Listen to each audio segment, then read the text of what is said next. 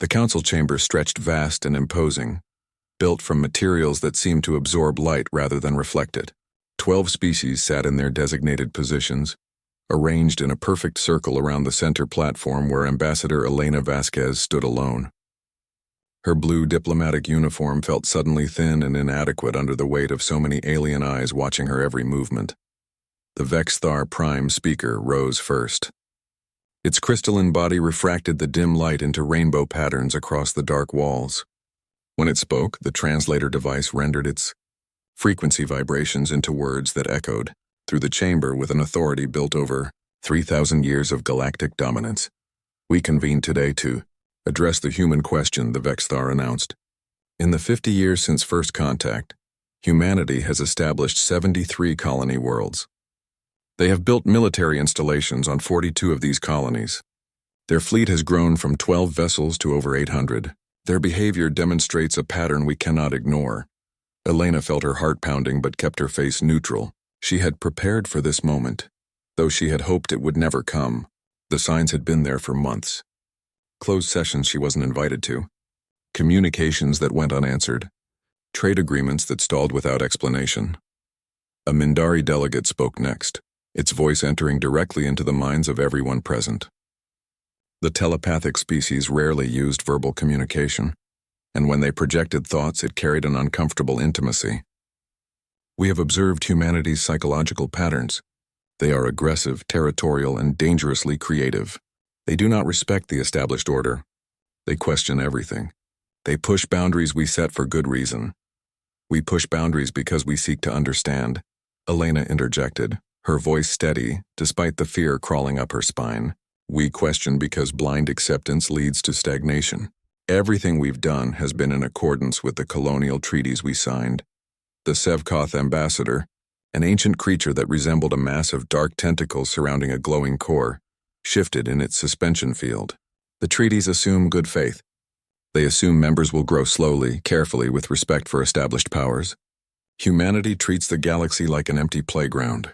Your scientists reverse engineer our technology without permission. Your traders undercut established prices. Your colonists spread like a virus. Elena's hands clenched at her sides. We trade fairly. We innovate because that's what we do. And we colonize because Earth is one world with 14 billion people. We need room to grow. You all had that chance. You took thousands of years to spread across the stars. You're asking us to slow down because our pace makes you uncomfortable. It makes us concerned, the Vexthar corrected. We have seen species like yours before. Young, ambitious, reckless.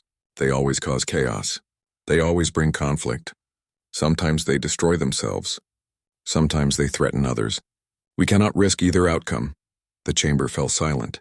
Elena looked around the circle, searching for allies. The younger species wouldn't meet her gaze. The elder races watched her with expressions she couldn't read. She realized with growing horror that this decision had already been made. This wasn't a trial. It was a sentencing. What are you proposing? She asked quietly. The Vexthar's crystals darkened slightly. The council has voted. By a count of 9-3, we have determined that humanity poses a significant risk to galactic stability. Effective immediately, all human colonies beyond the Sol system must be evacuated. All human vessels must return to Earth. Humanity will be quarantined to its home system until such time as it demonstrates the maturity required for galactic citizenship. Elena felt the words like physical blows. You can't be serious. Those colonies represent our future. Millions of people live on those worlds. They've built homes, families, entire societies. They have 6 months to relocate, the Mindari projected. We are not without mercy. Ships will be provided to assist the evacuation. The colonies themselves will be absorbed by neighboring systems. The inhabitants will be treated fairly. Treated fairly? Elena's voice rose despite her training. You're stealing our worlds. You're trapping us in one system like animals in a cage. This is exile. This is punishment for the crime of being different from you. A smaller delegate, one of the younger species that had barely spoken during the session, finally found courage. Perhaps this is too severe. Humanity has been aggressive, yes, but they have not actually broken galactic law. Could we not impose restrictions instead? Limit their expansion rate? Place observers on their colonies? We considered such measures, the Vexthar replied. The risk is too great. Humanity's technological adaptation rate is unprecedented. Give them another century of unrestricted development, and they may rival our own capabilities. The disruption to galactic order would be catastrophic. Elena understood then. This wasn't about security. It was about fear.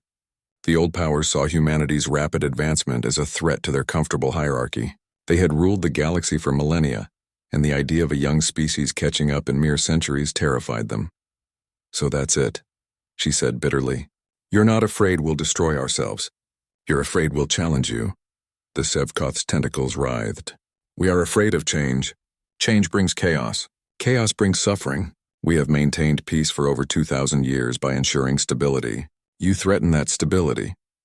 Peace built on stagnation isn't peace, Elena shot back. It's just slow death. You've stopped growing, stopped dreaming, stopped reaching for anything beyond what you already have. You see our ambition as recklessness because you've forgotten what ambition feels like. Enough, the Vexthar declared. The decision is made. The Sevkoth will construct a barrier around your system. It will be impenetrable from either side. You will have all the resources of your solar system. That should be sufficient for your needs. And if we refuse? If we fight this? The chamber temperature seemed to drop. Then the evacuation will not be voluntary, and the consequences will be severe. We do not wish to harm humanity. We wish to contain it. Do not force us to choose harsher methods. Elena stood in silence for a long moment. She thought of Earth, of the colonies that would be lost, of the millions of humans who would be forced to abandon their homes. She thought of the children born on distant worlds who would never see those skies again. She thought of everything humanity had built in 5 decades of galactic citizenship, all of it being stripped away. But she also thought of what humanity had overcome before, the wars, the disasters, the countless times they had been knocked down and had risen again. She thought of the spirit that had driven them from caves to cities, from Earth to the stars, from nothing to something despite every obstacle. She straightened her shoulders and looked directly at the Vexthar. You're making a mistake. We would have been your greatest allies. We would have stood beside you, shared with you, grown with you. We would have brought new ideas, new energy, new hope to a galaxy that's been running on inertia for 2,000 years. She paused, letting her words sink in. Now you'll never know what we could have achieved together. But I promise you this, we will remember. Humanity never forgets. And when we're strong enough, when we've grown beyond whatever cage you're putting us in, we'll remember this day. We'll remember who believed in us and who betrayed us. The Vexthar's crystals flashed with what might have been anger, or might have been unease. Is that a threat, Ambassador? Elena smiled without warmth. It's a prediction. She turned and walked from the chamber, her footsteps echoing in the silence. Behind her, the council members shifted uncomfortably. The younger species wondered if they had just witnessed a terrible mistake. The elder races told themselves they had made the right choice. 6 months later, the last human ship crossed back into the Sol system. Behind them, the Sevkoth barrier flickered into existence, a wall of quantum-locked energy that would cut humanity off from the galaxy completely. As it sealed, long-range sensors picked up one final transmission from Ambassador Vasquez's vessel. It was simply a recording of Earth, blue and beautiful, spinning in the darkness. And beneath it, coordinates, markers for every colony humanity had been forced to abandon. A promise, a reminder, a declaration that this story was far from over. The barrier closed and the galaxy moved on, confident that the human problem had been solved. In the Sol system, 14 billion humans looked at their cage and began to plan. 200 years passed like water flowing around a stone. The galaxy continued its slow rotation, and the Galactic Council maintained its careful order. The elder races traded and negotiated, the younger species obeyed and learned, and everyone followed the patterns established over millennia. It was comfortable. It was predictable. It was safe. The former human colonies had been divided among the neighboring systems. The Vexthar claimed the mineral-rich worlds. The Mindari took the agricultural planets. The others split the remainder based on ancient agreements about territory and influence. Within a generation, most of the galaxy's citizens had forgotten that humans had ever colonized beyond Earth. The quarantine had worked exactly as intended. On the monitoring station orbiting the edge of the Sol system, Jatek worked his shift like he had every day for the past 3 years. The young Sevkoth technician found the assignment boring but necessary. Every member of his species served time monitoring one of the galaxy's various quarantine zones, and the Sol barrier was considered one of the easiest postings.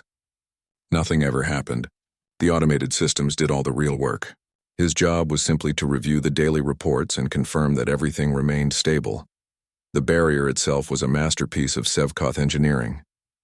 It existed in multiple dimensions simultaneously, creating a wall that was impossible to breach from either side. Energy couldn't pass through it. Matter couldn't penetrate it. Even quantum entanglement broke down at its boundary. The humans inside were as isolated as if they existed in a separate universe. Except something strange had started appearing in the reports. Jotek noticed it first about 6 months ago. Tiny energy fluctuations within the barrier, barely registering on the sensors. He had reported it, but his supervisor dismissed it as normal quantum variance. The barrier was ancient technology after all, and minor fluctuations were expected. But the fluctuations were getting stronger, and they were forming patterns.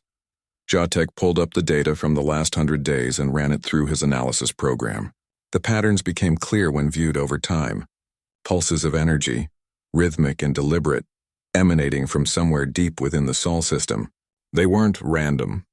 They were structured, almost like someone was testing the barrier, probing for weaknesses. He sent another report to his supervisor, this time with the pattern analysis attached. The response came back within an hour.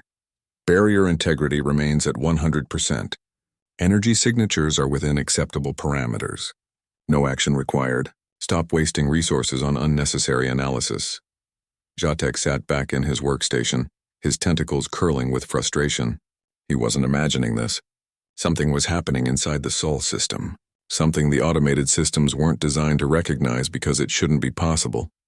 The Sevkoth had built the barrier 2 centuries ago when humanity was barely a spacefaring species. Their technology had been primitive, crude, limited to basic fusion drives and chemical weapons. The idea that they could develop something capable of even touching the barrier had been laughable. The predictive models had been clear. Isolated and confined, humanity would either stagnate or destroy itself within 500 years. That was how young species always developed. But what if the models were wrong? Jotek began his own private investigation. He accessed the historical records from the quarantine's early days. The initial surveys had shown human activity concentrated on Earth and Mars, with some basic orbital infrastructure. Mining operations on the asteroid belt, a few research stations on the outer planets, nothing remarkable. He pulled up the most recent surveys and felt his core temperature drop. The automated systems only performed detailed scans every decade, and the last one had been 9 years ago. It showed significant expansion, massive orbital structures around Earth, industrial complexes on Mars that dwarfed anything from the early days, mining operations that had transformed the asteroid belt into an organized network of processing facilities. But nothing that violated the assumptions of the quarantine. Humans were using their solar system's resources. That was expected. Jotek decided to request an unscheduled scan. It would cost him personally, requiring him to file the paperwork and justify the expense. His supervisor would be angry. But something in his species' ancient instincts, the ones that had kept the Sevkoth alive for 4 million years, was screaming warnings at him. He submitted the request and waited. 3 days later, approval came through with a note. Approved under personal authority. Cost deducted from your salary. This had better be worth it. The scan was scheduled for the following week. Jotek could barely focus on his regular duties as he waited. He kept reviewing the energy patterns, watching them grow incrementally stronger each day. Whatever was happening inside the Sol system, it was building toward something. The day of the scan arrived. Jotek configured the sensors to maximum resolution and initiated the sequence. The process would take 6 hours to complete, sending waves of detection energy through the barrier to map what lay beyond. The barrier itself would prevent detailed imaging, but they should get enough data to identify major structures and energy sources. 4 hours into the scan, alarms began screaming. Jotek rushed to his console, his tentacles moving faster than they ever had. The display showed something impossible. The barrier was fluctuating. Not the minor variance he had been tracking, but massive oscillations that sent red warnings cascading across every monitoring system. He opened a communication channel to his supervisor. "Sir, we have a critical situation. The barrier is destabilizing." "That's impossible," came the reply. "The barrier cannot destabilize. Check your equipment." "I've checked everything. The readings are accurate. Something inside the system is generating energy that's interfering with the barrier's quantum lock." A pause. Then, "I'm coming to your station. Do not take any action until I arrive." The supervisor arrived within the hour, bringing 2 senior technicians with him. They crowded around Jotek's console, reviewing the data with increasing alarm. The barrier wasn't just fluctuating anymore. It was weakening. "This shouldn't be possible," one of the senior technicians muttered. "Even our own technology can't affect the barrier from the inside. What could the humans have developed that would—" The barrier failed. For exactly 3 seconds, the quantum lock released. For 3 seconds, every sensor on the monitoring station had an unobstructed view of the Sol system. For 3 seconds, they saw what humanity had built in 2 centuries of isolation. The screens filled with data that made no sense, structures that dwarfed planets, energy signatures that exceeded anything in the Council's technology databases. Ships, thousands of them arranged in perfect formations around every major body in the system. And the readings suggested they were using principles of physics that the galaxy's greatest scientists insisted were impossible. Then the barrier reasserted itself, slamming back into place with a force that sent feedback through every system on the station. Emergency protocols activated, alarms wailed, and in the sudden silence that followed, 4 Sevkoth stared at screens full of data that couldn't be real. Jotek's supervisor spoke first, his voice barely a whisper. "Get this data to the Council. Immediately, everything we saw, every reading, every image. Priority Alpha, and someone wake up the Archives Division. I need every record we have on human technological development from before the quarantine." The data package was transmitted within the hour, encoded with the highest security protocols. It reached the Council chambers on Nexus Prime 3 days later. An emergency session was called. The 12 species gathered once again in that vast circular chamber, and this time there was no human ambassador to speak. The Vexthar Prime speaker reviewed the data in silence. The other council members waited, their various forms of anxiety becoming apparent in different ways. Finally, the crystalline being spoke. "This data must be in error. Humanity was quarantined 200 years ago with primitive technology. There is no possible way they could have developed capabilities exceeding our own in such a short time. The scans were verified by 3 separate teams," a Sevkoth representative reported. "The readings are accurate. What we saw during those 3 seconds was real." A Mindari delegate projected pure disbelief. "But this violates everything we know about technological progression. It took our species 8,000 years to reach our current level. The Vexthar required 12,000. Even the youngest council members needed at least 4,000 years. How could humans possibly advance so far in 2 centuries? Perhaps, suggested a junior member, the isolation worked differently than we expected. We assumed it would slow them down. What if it sped them up? The council chamber erupted in debate. Some argued the data must be falsified. Others insisted on immediate military action. A few suggested sending diplomatic envoys to make contact. The discussion went in circles for hours. Finally, the Sevkoth representative called for order. "We need to strengthen the barrier immediately. Whatever is happening inside that system, we must ensure they cannot break through." The vote passed unanimously. Resources were allocated.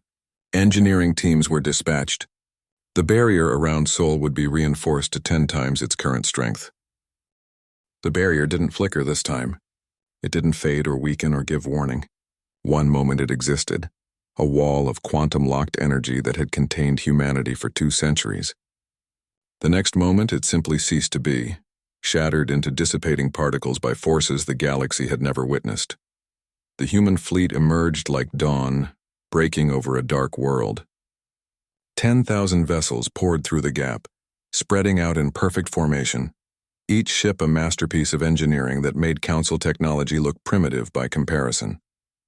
They were massive, some stretching 5 kilometers from bow to stern, their hulls composed of materials that seemed to shift and flow, existing in multiple states simultaneously. On the nearest Council monitoring station, alarms screamed as sensors struggled to process what they were detecting. Jotek, who had been promoted after his earlier warnings proved accurate, stared at his console in disbelief. The energy readings coming from the human ships exceeded anything in the database. Not by small margins, by orders of magnitude that shouldn't be possible. "Get me a communication channel to Nexus Prime," he ordered his team. Priority Alpha. "The humans are out." The lead human vessel broadcast on all frequencies in every known language. The voice was calm, measured, and carried an authority that came from absolute confidence. "This is Admiral Chen Wu of the Terran Ascendancy. We greet the Galactic Council. We have returned." Within hours, every system in the galaxy had received the message. Within days, panic spread through the Council's inner circles. Emergency sessions were called. Defense fleets were mobilized. And in a system called Vexthar Prime, the crystalline beings who had led the vote to exile humanity 2 centuries ago prepared to defend their dominance. The Vexthar High Command dispatched their 7th battle fleet to intercept the human vessels. It was a formidable force. 200 warships, each one a veteran of dozens of conflicts, crewed by warriors who had defended the galaxy for centuries. They represented the military might of the Council's most powerful species. Admiral Chen Wu watched their approach on her tactical display. Each ship was clearly marked, their weapon systems active, their shields at maximum. They were trying to intimidate her, she knew, trying to make humanity back down through a show of force. She opened a direct communication channel to the Vexthar Fleet Commander. "Commander, you have 10 minutes to withdraw your forces and return to your territories. This is your only warning." The Vexthar Commander's response dripped with contempt. "You dare threaten us? You are primitives who spent 2 centuries locked in your cage. We are the Vexthar. We have ruled the stars for 3 millennia. Retreat now, or we will destroy every one of your ships and restore the barrier around your world." Chen Wu glanced at her tactical officer, who nodded readiness. She looked back at the communication screen. "You have 9 minutes. Arrogant children," the Vexthar commander snarled. "All ships attack formation. Show these humans the price of defiance." The Vexthar fleet surged forward, their weapons charging. Plasma cannons heated to firing temperature. Missile bays opened. Point defense systems activated. It was a display of power that had broken the will of countless species throughout galactic history. The human fleet didn't move. They simply waited, perfect and still, like a predator watching prey stumble into a trap. 8 minutes, Chen Wu announced calmly. 7-6, the Vexthar commander had enough. Fire! 200 ships unleashed their full arsenal simultaneously. Space filled with deadly light as plasma bolts, missiles, and energy beams crossed the distance between the fleets. Enough firepower to destroy a small planet focused on the human vessels. The weapons reached their targets and simply stopped. Every projectile, every energy beam, every missile froze in space as if time itself had halted. The human ship's shields weren't deflecting the attacks. They were converting them. The incoming energy was absorbed, processed, and added to the human vessel's own power reserves. Chen Wu's voice remained steady. "Your time is up. I warned you." The human fleet moved, but they didn't move through space in the way the Council understood. They displaced. One instant they were distant targets. The next they occupied positions throughout the Vexthar formation. Ships that had been light minutes away were suddenly within meters of their targets, appearing without transition or warning. The tactical officer on Chen Wu's bridge spoke quietly. "Targeting solutions locked. Weapons ready. Awaiting your command, Admiral." "Disable them," Chen Wu ordered. "No casualties. We're here to reclaim what's ours, not to slaughter, but make it clear what we're capable of." The battle lasted 4 minutes. The human weapons weren't like anything the Vexthar had encountered. They used principles of physics that Council scientists insisted were impossible. Spatial manipulation weapons that folded ships' weapon systems out of normal space. Temporal distortion fields that aged armor to brittleness in seconds. Quantum disruption beams that simply convinced matter to not be in certain locations anymore. The Vexthar ships fell silent one by one. Not destroyed, but completely disabled. Their weapons systems were gone. Their engines were offline. Their shields had collapsed. But their life support remained intact, and escape pods were forcibly launched from every vessel, ensuring the crew survived. Within 4 minutes, 200 Vexthar warships floated dead in space, their crews safe but defeated, and the human fleet hung in perfect formation, not a single vessel damaged, barely any power expended. The recordings spread across the galaxy within hours. Every species saw the same thing. The Council's most powerful military force completely neutralized by a human fleet that hadn't even seemed to try hard. The message was clear and terrifying. Humanity hadn't just advanced during their isolation. They had transcended. On Nexus Prime, the Council convened in chaos. Species that had voted for humanity's exile 2 centuries ago now argued frantically about what to do. Some called for immediate total warfare, mobilizing every fleet in the galaxy to crush humanity before they grew stronger. Others urged negotiation, pointing out that the humans had deliberately spared the Vexthar crews when they could have easily destroyed them. The Mindari representative projected a thought that silenced the chamber. We need to understand what happened. How did they achieve this? What did they do in those 2 centuries that allowed them to surpass civilizations 10,000 years old? A junior member from a younger species spoke up. Perhaps we should ask them. The suggestion was met with stunned silence. Ask the humans? Negotiate with primitives who should have been helpless?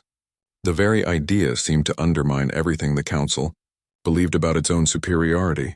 But the alternative was war against an enemy who had just demonstrated capabilities beyond anything the galaxy had seen. And the elder races, for all their arrogance, weren't stupid. They knew a losing battle when they saw one. The vote to request diplomatic talks passed narrowly. The Vexthar voted against, pride preventing them from admitting defeat. The Sevkoth abstained, uncertain. But enough voices favored negotiation that the motion carried. The human response came within an hour. We will meet, but not on neutral ground. You will come to us. You will see what you tried to destroy. You will understand what your exile created. The Council delegates traveled to human space aboard their own vessels, but they were escorted every light year of the journey by human ships that could have destroyed them at any moment. It was a humbling experience for beings used to being the most powerful entities wherever they went. They arrived at a massive structure that the humans called the Reconciliation Station. It floated in space near the orbit of Mars, a construct so large it had its own gravitational field. The delegates' vessels docked, and they were escorted through corridors that defied their understanding of physics. Some passages seemed longer on the inside than outside. Others appeared to lead to multiple destinations simultaneously. They were brought to a conference chamber, where Admiral Chen Wu and Chancellor Marcus Thorne waited. The Chancellor was clearly augmented, his body enhanced with technology that blurred the line between organic and machine. His eyes held an intelligence that seemed to process information faster than the delegates could speak. The Vexthar delegate spoke first, unable to contain its anger. You attack our fleets, demonstrate weapons that violate natural law, and now summon us like servants. This is not diplomacy. This is humiliation. Thorne smiled without warmth. You don't get to complain about humiliation.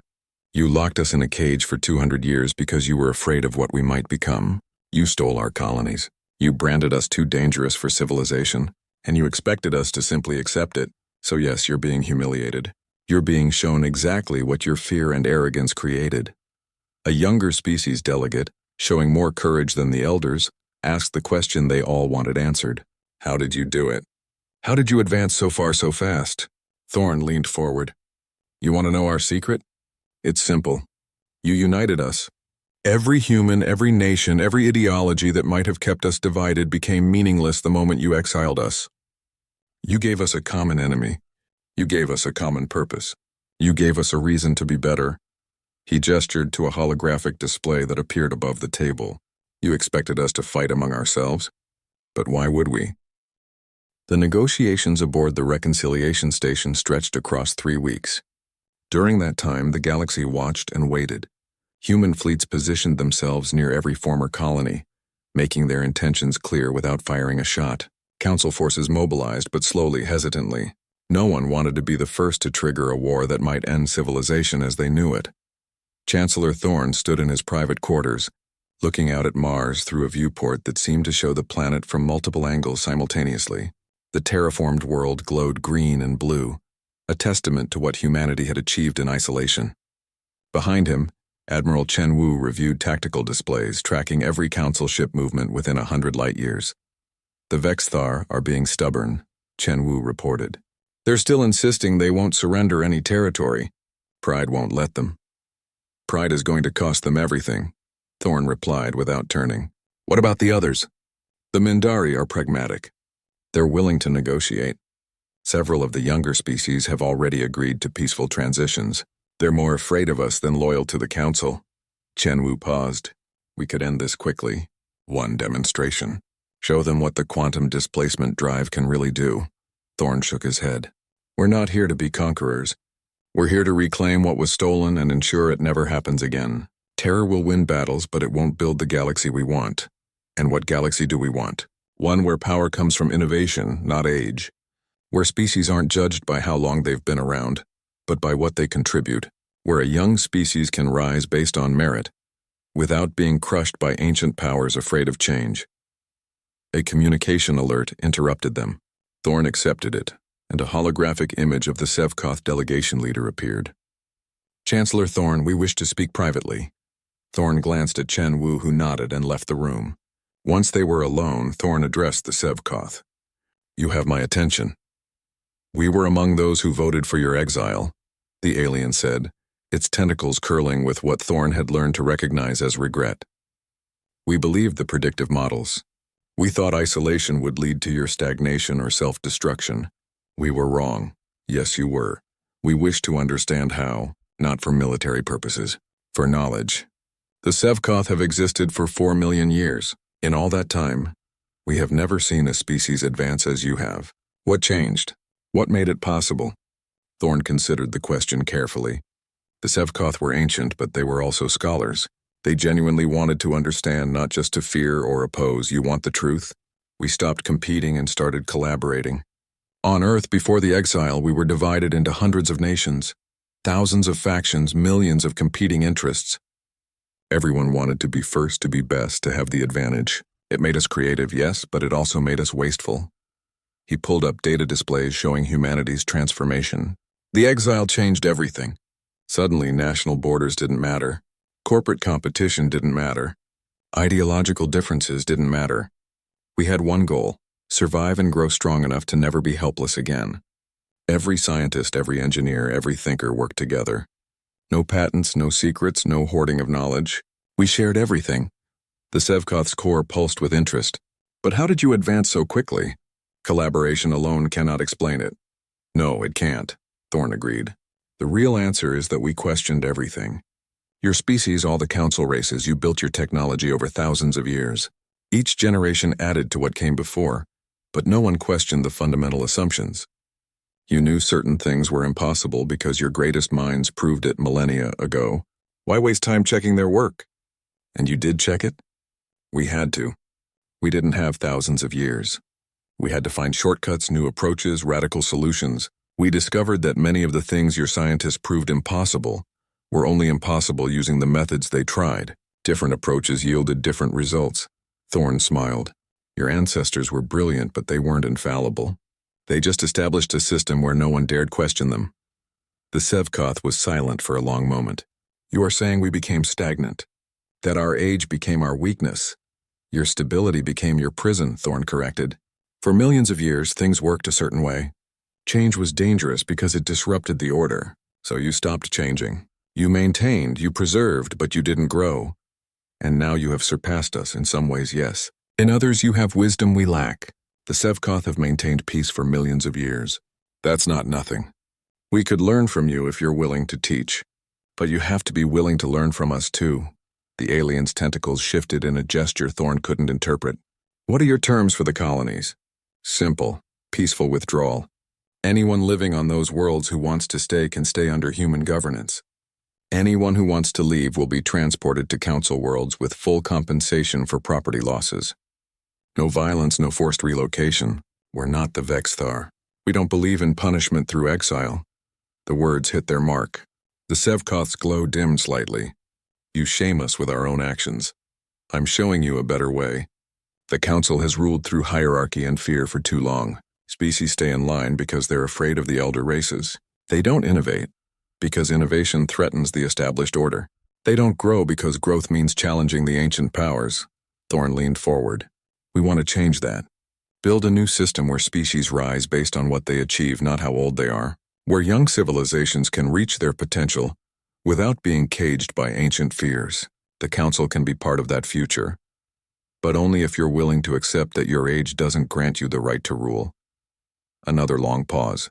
Then the Sevkoth spoke again. The others will not accept this easily. The Vexthar will fight. The Mindari will scheme. Many others will resist any change to the order. Then they'll lose. Not because we'll destroy them, but because we'll prove there's a better way. Species will choose to join us because we offer opportunity, not oppression. The Council can either adapt or become irrelevant. The Sevkoth's image flickered.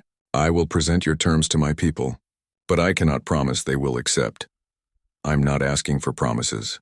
I'm offering a choice. Make it wisely. The communication ended. Chenwu returned moments later. How did it go? We'll see. The Sevkoth are old enough to recognize when they're on the wrong side of history. The question is whether they're flexible enough to change. Over the following days, responses came from various council members. The younger species agreed almost immediately to peaceful transfers. They saw opportunity in aligning with humanity. The Mindari, after careful deliberation, agreed to negotiations.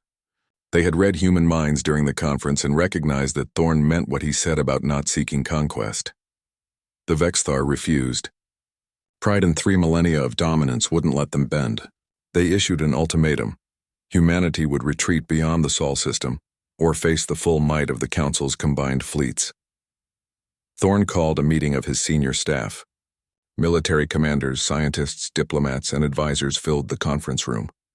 He laid out the situation plainly. The Vexthar are mobilizing.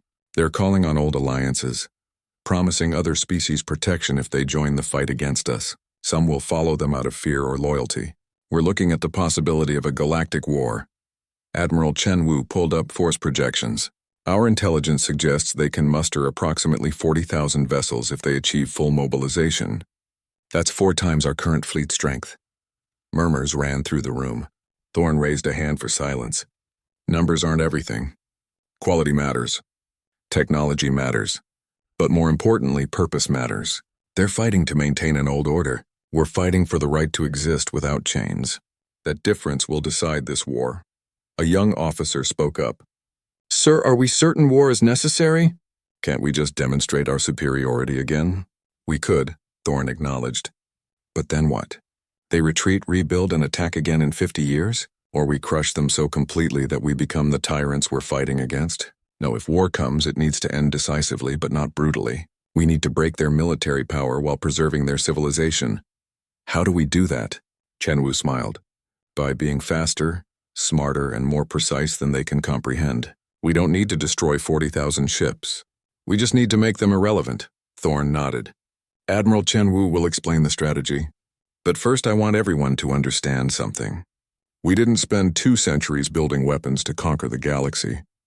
We built them to ensure no one could ever cage us again. What we do now will define humanity for the next 1,000 years. We can be the new oppressors or we can be the liberators. Choose carefully which legacy you want to leave. The room fell silent as his words sank in. These were people who had been born in the cage, raised in isolation, taught to hate the council that had exiled them. But they were also the inheritors of humanity's greatest achievement, the ability to rise above their worst impulses and choose to be better. The war lasted 18 days. Historians would later call it the 18-day revolution, though calling it a war seemed almost generous to the council forces who faced humanity's unleashed capabilities. On the first day, human fleets appeared simultaneously above 200 council military installations across 40 star systems. They didn't announce themselves. They didn't issue warnings. They simply disabled every weapon platform, every defense station, every military vessel in dock. By the time local commanders realized they were under attack, the attacks were already over. No casualties, no destruction of civilian infrastructure, just the complete neutralization of military capability. The Council's communication networks were seized minutes later. Every screen on every world suddenly showed the same broadcast. Chancellor Thorn stood before the galaxy and spoke in every known language simultaneously. Citizens of the galaxy, we are humanity. 200 years ago, the Galactic Council exiled us from civilized space because they feared our potential. They stole our colonies, imprisoned us in our home system, and hoped we would fade into history. Instead, we thrived, we grew. We became something they never imagined possible. Now we have returned, not to conquer, but to liberate. The broadcast showed historical records, the council session where humanity was exiled, the votes cast by species who were supposed to be allies, the cold dismissal of Ambassador Vasquez's warnings, the distribution of human colonies among the elder races like spoils of war. For 2 millennia, the council has maintained order through fear and suppression. Younger species are kept weak. Innovation is discouraged. Change is treated as threat. They promised you peace but delivered stagnation. They promised you security but delivered chains. Today those chains break. The broadcast shifted to show the disabled military installations. We have demonstrated that the Council's military power is obsolete. We could have destroyed these facilities. We could have killed millions. We chose mercy instead. But make no mistake, this mercy is a choice we make every moment. The old order is over. What comes next depends on you. Reactions across the galaxy varied wildly. On younger council worlds, celebrations erupted. Species that had chafed under elder race dominance saw opportunity. On the Vexthar homeworld, rage and disbelief warred with each other. The crystalline beings who had ruled for 3,000 years couldn't comprehend their sudden irrelevance. The Vexthar High Command mobilized their remaining fleets. 40,000 ships began converging on human-controlled space, determined to crush this upstart species through sheer numbers. It was the largest military force assembled in galactic history. Admiral Chen Wu watched them come with a calm that unnerved her own officers. The human fleet numbered barely 11,000 ships, outnumbered nearly 4 to 1. On paper, it should have been a massacre.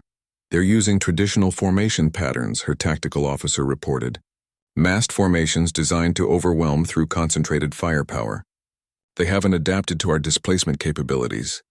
They're thinking like the ancient power they are, Chen Wu replied. Traditional tactics, traditional strategies, traditional assumptions. They believe numbers still matter, don't they? Chen Wu smiled. Not anymore. The 2 fleets met near a system called Threshold, chosen because its name seemed appropriate for what was about to happen. The Vexthar fleet formed up in attack formation, a wall of ships that stretched across light seconds. It was meant to be intimidating, overwhelming, irresistible. The human fleet hung in perfect formation, waiting. No dramatic speeches. No ultimatums. Just patience. The Vexthar commander opened communication channels, his crystalline voice distorted by rage. You have nowhere to run, humans. Surrender now and we will show mercy. Fight and we will erase you from history. Chen Wu's response was simple. No, the Vexthar fleet attacked. 40,000 ships unleashed everything they had, space filled with deadly light. Enough firepower to sterilize a dozen planets. The weapons raced toward the human fleet at near light speed and passed through empty space. The human ships weren't there anymore. They had displaced, appearing throughout the Vexthar formation in positions that made traditional tactics meaningless. Instead of facing the human fleet as a unified wall, every Vexthar ship suddenly had human vessels appearing beside it, behind it, above and below it in 3-dimensional space. What followed wasn't a battle. It was a systematic dismantling. Human ships used temporal weapons that aged targeting systems into uselessness. Spatial manipulation fields that twisted ship hulls without breaking them, making weapons unable to fire. Quantum disruption beams that convinced power cores they didn't want to work anymore. Every human vessel disabled multiple Vexthar ships within minutes, then displaced to new targets before return fire could even be attempted. The Vexthar crews evacuated in escape pods, watching their mighty warships go dark one by one. Within 3 hours, 40,000 vessels floated dead in space. The human fleet regrouped. Not a single ship damaged, barely any ammunition expended. Chen Wu broadcast to the defeated fleet. Your ships will be returned to you, repaired and functional. Your crews are unharmed. But your military power is broken. This is the last time you will threaten anyone. Go home. Tell your leaders the old ways are finished. The recordings of the battle spread across the galaxy within days. The effect was immediate and devastating to the Council's authority. If the Vexthar, the strongest military power in known space, could be defeated so completely, what hope did anyone else have? Species began declaring independence from Council authority. Younger civilizations that had been suppressed for centuries suddenly found their voice. They didn't all join humanity immediately, but they refused to continue accepting elder race dominance. The galactic order fractured, not through violence but through the simple recognition that the old powers were powerless. The Mindari approached humanity with a proposal. They would form an alliance combining their telepathic coordination abilities with human technology. It was pragmatic, calculated, and exactly what Chen Wu had predicted. The Mindari had always been survivors. They recognized the new reality and adapted faster than anyone else. Thorn accepted the alliance with conditions: full technology sharing, democratic representation in decision-making, no telepathic manipulation of other species without consent, and you help us build something new. Not a council, not an empire, but a federation where every species has a voice. The Mindari agreed. Other species followed. Within months, the Federation of Free Worlds began to take shape. It wasn't smooth. Arguments erupted constantly. Species that had been enemies for millennia suddenly had to work together as equals. But it was built on principles the galaxy hadn't seen before: merit over age, innovation over tradition, cooperation over domination. The Vexthar retreated to their core territories, isolationist and bitter. They weren't destroyed, but they were diminished. Their homeworlds remained theirs, but their influence was gone. Some younger Vexthar, ones who recognized the futility of clinging to past glory, defected to the Federation. The elder ones simply waited and hoped for humanity to fail. The Sevkoth surprised everyone by requesting full Federation membership. Their delegation leader, the same one who had spoken privately with Thorn, explained their reasoning. We have existed for 4 million years. In all that time, we maintained our civilization by adapting to change, not resisting it. We see what humanity has created, and we recognize it as evolution. We choose to evolve with you. A year after the war ended, Thorn stood on Earth at the memorial dedicated to Ambassador Elena Vasquez. The statue showed her as she had been in that council chamber 200 years ago, defiant and determined. Her final words were carved into the base. You're making a mistake. We would have been your greatest allies. Now we'll remember this. Thousands gathered for the ceremony. Humans, Mindari, Sevkoth, and dozens of other species who had joined the Federation. Thorn spoke to the assembled crowd, his words broadcast across hundreds of worlds.